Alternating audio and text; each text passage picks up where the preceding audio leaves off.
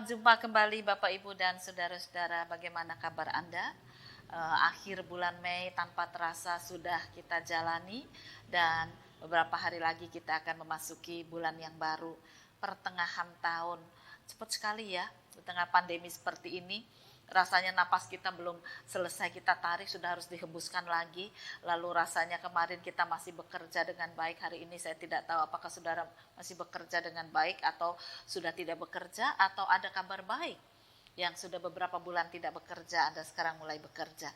Itu semua terjadi karena kehidupan memang seperti ini. Namun di balik semua itu, kita akan tetap melihat bagaimana kita menjalani kehidupan yang naik turun ini, yang kadang susah, kadang duka, tapi kita tetap menjadi orang-orang yang hidup, karena di dalam diri kita ada roh kebenaran, yaitu roh Kristus.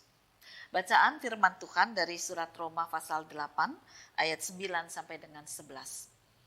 Surat Roma pasal 8 ayat 9 sampai dengan 11 mengajak kepada kita untuk kita tetap hidup di dalam roh kebenaran, bukan lagi di dalam kuasa daging. Mari kita akan bersama-sama berdoa.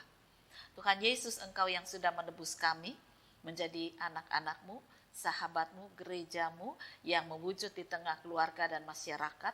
Biarlah kami tetap hidup dalam roh Kristus, roh kebenaran, roh kehidupan yang bersama dengan kami. Dan dengan demikian kami boleh menjadi saksi kebangkitan Kristus yang mulia. Kami boleh menjadi saksi kebangkitan Kristus di tengah kehidupan dunia yang mulai runtuh ini. Kiranya Engkau sendiri akan berfirman kepada kami, curahkan Roh Kudus-Mu. Inilah doa kami dalam nama Tuhan Yesus Kristus. Amin. Tetapi kamu tidak hidup dalam daging, melainkan dalam roh. Jika memang roh Allah diam di dalam kamu. Tetapi jika orang tidak memiliki roh Kristus, ia bukan milik Kristus. Tetapi jika Kristus ada di dalam kamu, maka tubuh memang mati karena dosa, tetapi roh adalah kehidupan oleh karena kebenaran. Dan jika roh Dia yang telah membangkitkan Yesus dari antara orang mati diam di dalam kamu, maka Ia yang telah membangkitkan Kristus Yesus dari antara orang mati akan menghidupkan juga tubuhmu yang fana itu oleh rohnya yang diam di dalam kamu. Bapak, Ibu, dan saudara-saudara, firman Tuhan mengatakan, tetapi kamu tidak hidup dalam daging, melainkan dalam roh, jika memang roh Allah diam di dalam kamu. Tapi jika orang tidak memiliki roh Kristus, ia bukan milik Kristus. Tapi jika Kristus ada di dalam kamu, maka tubuh memang mati karena dosa, tetapi roh adalah kehidupan oleh kebenaran. Dan jika roh Dia yang telah membangkitkan Yesus dari antara orang mati diam di dalam kamu, maka Ia yang telah membangkitkan Kristus Yesus dari antara orang mati akan menghidupkan juga tubuhmu yang fana itu oleh rohnya yang diam di dalam kamu.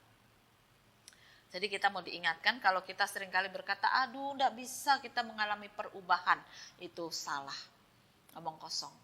Karena seharusnya kita bisa mengalami perubahan, sebab tubuh kita ini juga dibangkitkan dalam kebangkitan Kristus. Jadi tidak ada yang tidak bisa kita lakukan dalam pembaharuan. Firman Tuhan mengingatkan kalau roh Kristus ada dalam kita, maka kita harus hidup seturut dengan teladan Kristus. Kalau roh kehidupan itu ada dalam diri kita, maka juga kita akan hidup di dalam cinta kasih seperti Tuhan Yesus Kristus. Kalau kita mengaku Allah Bapa itu ada, maka kita akan hidup di dalam kasih karunia-Nya, sebab Dia yang sudah membangkitkan Yesus akan membangkitkan kita juga. Jadi firman ini sangat indah, menguatkan kita. Mari tetap kita hidup dalam roh kebenaran, roh kekudusan, roh Yesus Kristus. Bukan roh yang lain, dan jangan pernah kita katakan tidak bisa. Tetapi selalu kita katakan, Tuhan mampukan, Tuhan buat saya bisa dalam kelemahan. Engkau sudah mengubah menjadi kehidupan yang baru. Rohmu ada pada diriku. Mampukan, mampukan. Nah, kalau kita bersemangat seperti itu, tentu kita tidak akan lagi pernah mengatakan, ya tidak bisa, percuma, tidak ada. Ya, karena kita tahu kita sudah dibangkitkan dan dihidupkan di dalam kebangkitan Kristus Yesus dan rohnya bersama dengan kita. Bapak, Ibu, dan saudara-saudara, seorang pemuda dari keluarga kaya dia mengalami pertobatan. Nah, dia mengalami hidup baru, dia mengubah pola hidup yang lama yang suka foya-foya, minum-minum, lalu narkoba dan sebagainya. Mudahkah? Tidak. Dia dikejar-kejar oleh mafia narkoba, tetapi akhirnya dia bisa menghindar dan tidak lagi menjadi orang yang minum minuman seperti itu, juga tidak minum pil terkutuk. Ya, dia mulai mengalami hidup baru. Ayahnya mengatakan, puji Tuhan, sekarang harta saya tidak lagi tersia-siakan karena dipakai untuk kebenaran, kebaikan. Apa yang dilakukan oleh pemuda ini? Dia melanjutkan kehidupannya, dia bekerja di perusahaan bapaknya, tetapi setiap hari tertentu dia akan pergi ke pinggir-pinggir kota, ke desa-desa, ke jalan-jalan untuk mencari orang-orang yang membutuhkan pertolongan. Nah, satu hari dengan membawa bekal yang cukup banyak, dia pergi bersama dengan beberapa pembantunya. Nah, di jalan itulah dia melihat ada orang yang tidak punya rumah, ada orang yang sakit tidak bisa beli obat, ada orang yang kelaparan, lalu dia bagi-bagikan berkat. Akhirnya dia sampai ke rumah tahanan. Dia tanya apakah boleh masuk, oh enggak boleh sembarang waktu, baik. Dia pindah ke rumah sakit. Ya. Di situ ada banyak orang ngantri. Dia pura-pura jadi pasien, dia ngobrol sana, ngobrol sini. Akhirnya dia tahu bahwa ada orang yang sudah menderita sakit cukup parah, tapi baru saat itu ke rumah sakit. Kenapa? Karena harus cari utangan. Dan itu enggak gampang. Zaman sekarang apalagi, ya. Waduh, nanti kamu bayar pakai apa? Kamu aja enggak kerja gitu ya. Nah, ibalah hati pemuda ini. Diam-diam dia katakan kepada pihak rumah sakit, untuk orang-orang tertentu akan dibayar full oleh dirinya. Jangan beritahu. Biar dia diperiksa, berikan obatnya, semua tanggunganku. Lalu dia pergi. Nah, ketika dia meninggalkan rumah sakit, lalu pembantunya tanya mau kemana lagi ini ya. Nah, akhirnya dia bilang, aku sebetulnya kepingin refreshing. Ayo kita cari tempat yang ya sedikit tidak rame. Lalu pembantu itu mengatakan, ada telaga di pinggir desa, tempatnya bagus walaupun belum diperbaiki. Jadi tidak banyak orang ke sana tahu, padahal tempatnya di situ bagus. Ayo ke sana, berangkat mereka. Apa yang terjadi, Saudara? Sampai di sana mereka melihat satu peristiwa yang tidak pernah terduga di tempat sepi seperti itu. Ada seorang gadis kecil yang diculik dan sedang dimintakan tebusan kepada keluarganya. Padahal ternyata gadis itu dari keluarga tidak mampu. Nah, karena keluarganya mengatakan kami tidak mampu, anak itu teraniaya. Lalu pemuda tadi mengatakan, berhenti, gantikan diriku di sana. Aku yang akan menanggung penderitaan itu. Pemuda itu tidak mengatakan aku punya uang, tetapi dia katakan aku yang menanggung penderitaan anak itu. Lepaskan anak gadis itu. Dan anak gadis itu akhirnya dilepas dengan tertatih-tatih karena dia letih dan juga ada beberapa luka. Dia mengatakan terima kasih, lalu dia segera pulang. Tapi dia tidak segera pulang begitu saja. Dia lapor kepada polisi. Para penculik ini tidak menduga anak kecil bisa lapor polisi, mana didengar pikirnya gitu ya. Dan ternyata setelah diketahui bahwa orang ini orang kaya dan ingin dapat tebusan yang lebih banyak, maka pemuda ini dianiaya. Ya. Dan disitulah Tuhan bekerja.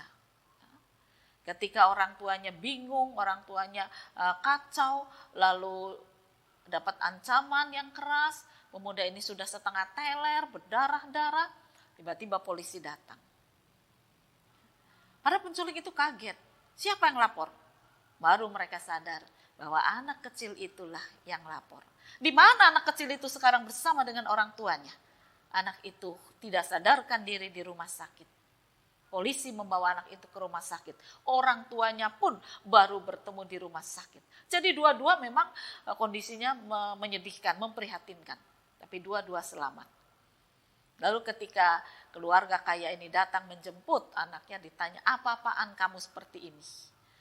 Lalu pemuda itu mengatakan, kalau perlu nyawaku diganti untuk nyawa anak ini. Aku sudah mengenal Kristus. Aku sudah punya rumah. Tapi anak kecil itu belum tentu punya rumah di surga. Beritakanlah kabar baik ini, supaya mereka dan keluarganya atau dia dan keluarganya punya rumah juga di surga. Lalu pemuda itu tidak sadarkan diri dan dibawa ke rumah sakit, dirawat. Memang akhirnya sehat dan sembuh juga ya. Tetapi apa yang diperbuat oleh pemuda ini sangat menarik. Hartanya dia bagikan, bahkan nyawanya juga dia katakan tidak apa-apa.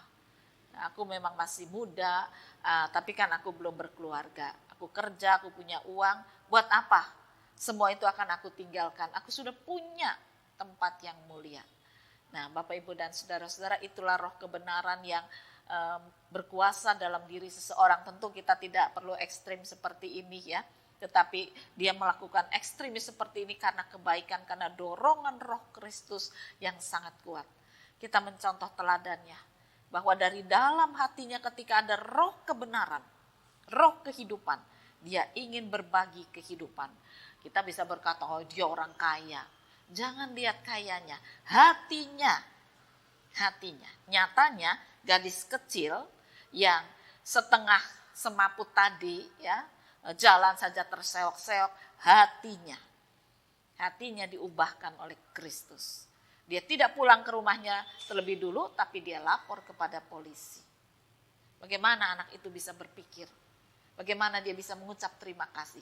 Hatinya diubahkan. Roh kebenaran, roh kehidupan berkuasa atas dirinya. Ketika dua orang ini dipertemukan, lalu ditanya, kenapa kamu ke kantor polisi? Saya ingin berterima kasih, Om ini sangat baik. Mau mengganti luka-luka saya, pukulan-pukulan yang saya derita. Saya tidak bisa diam saja. Penculik-penculik jahat itu harus dihukum. Saya tidak mau pulang dulu. Kalau pulang dulu, Om ini nanti mati. Jadi saya lapor dulu ke kantor polisi. Tapi kakimu lihat rusak, iya. Tapi saya lebih sedih lagi kalau Om ini mati. Kasih yang dihidupkan. Lalu Om dan anak kecil ini berpelukan dan Om itu berkata, kenapa Om mau melakukan itu? Karena dalam diri Om ada Kristus yang hidup. Anak kecil itu bertanya, siapa itu? Om ini bercerita tentang Kristus yang hidup. Anak itu akhirnya mengenal Kristus, keluarganya mengenal Kristus. Dan ini adalah hal yang sangat menarik. Ketika roh kehidupan, roh kebenaran berkuasa, maka roh itulah yang akan menjadi bagian dari kehidupan gereja Tuhan. Roh Kudus, roh Kristus, roh Allah Bapa ada pada kita gereja Tuhan. Mari kita nyatakan bagaimana kita hidup sebagai orang-orang benar. Selamat berkarya, Tuhan memberkati firman-Nya. Amin. Mari kembali kita akan berdoa. Tuhan Yesus, seringkali kami menjalani kehidupan dengan kegalauan, ketakutan, kebingungan untuk kehidupan kami bersama keluarga. Apa yang kami bisa makan hari ini seringkali tidak kami syukuri. Karena kami merasa sedikit sekali yang Tuhan berikan. Biarlah roh kehidupan ada dalam diri kami, roh keselamatan ada dalam diri kami, roh sukacita ada dalam diri kami, sehingga berkat-Mu bukan saja akan membuat kami bangkit dalam kehidupan, tetapi kami juga mampu untuk berbagi hidup, berbagi sukacita, berbagi perhatian, berbagi kasih kepada sesama kami, supaya semakin banyak orang mengenal Engkau dan semakin banyak orang hidup dalam damai sejahtera yang Tuhan peliharakan. Dan dengan demikian nama Kristuslah yang akan berkumandang di tengah bumi ini. Berkaryalah ya Tuhan. Inilah doa kami dalam nama Tuhan Yesus Kristus. Amin.